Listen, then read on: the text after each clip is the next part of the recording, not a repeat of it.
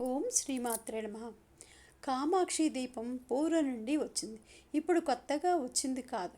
కంచి కామాక్షి అమ్మవారు ఈ దీపంలో కొలువై ఉంటారు అని నమ్మకం.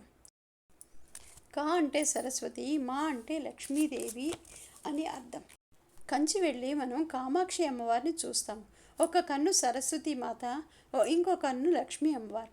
ఈ రెండు కళ్ళు కలిపి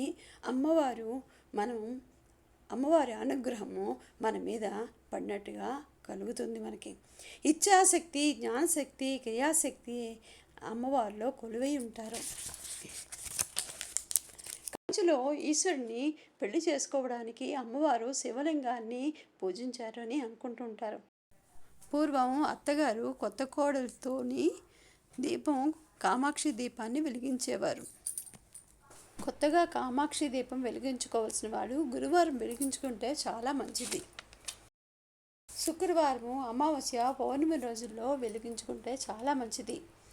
ఇదే కాకుండా ఏ టైంలో అయితే మంచిదో కామాక్షి దీపం వెలిగించడానికి ఆ టైంలో 6 నుంచి 8 ఉదయము, 6 నుంచి 8 సాయంత్రం వేళ సంధ్యా సమయంలో వెలిగించుకోవచ్చు. ఈ సంధ్యా సమయాన వెలిగించుకున్నప్పుడు ఈ లక్ష్మీదేవి తాలూకా అష్టకము కానీ, కనకదార స్తోత్రాన్ని కానీ చదువుకుంటే చాలా మంచిది. ఇప్పుడు ఈ కామాక్షి దీపాన్ని ఒక పళ్ళెంలోని చక్కగా చిన్న ముగ్గు వేసుకొని, అష్టదళ పద్మం కానీ వేసుకొని, ఈ కామాక్షి అమ్మవారికి గంధం బొట్టు పెట్టి, కుంకుమ బొట్టు పెట్టి, పువ్వులతో అలంకరించి అమ్మవారిని ఆహ్వానించి ఏకవత్తితో వెలిగించి, ఆవు నెయ్యి కానీ, నువ్వుల నూనె కానీ ఏకవత్తితో వెలిగించాలి. అంతేకాని అరటిపండు నైవేద్యం పెట్టచ్చు. అరటిపండు మీద తేనె వేసి అమ్మవారికి నైవేద్యం పెడితే చాలా ఇష్టమంట.